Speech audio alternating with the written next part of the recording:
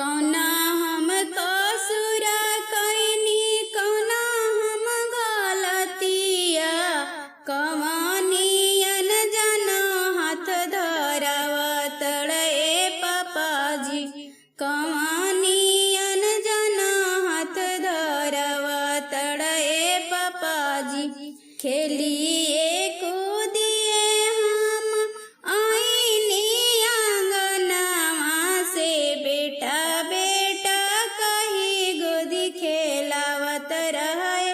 पापाजी से बेटा बेटा कही गोदी खेलावत रहे पापाजी सोना के कटोरावा में दूध भात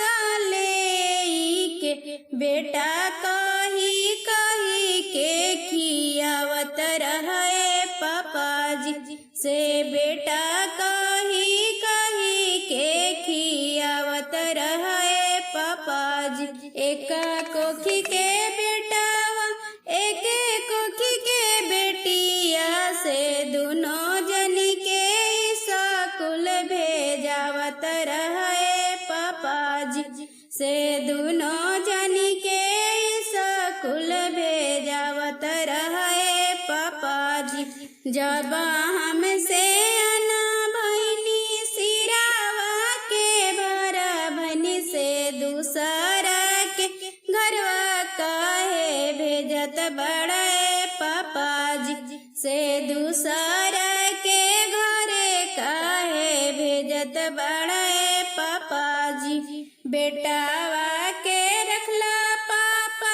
अपनी हो घरवा से बेटिया पराया घरे भेजी देले पापाजी से बेटिया पराया घरे भेजी देले पापाजी कौना हम कसूर कैनी कौना हम गलतिया से कवनियन जनो हाथ धरावत रे पापाजी से कवनी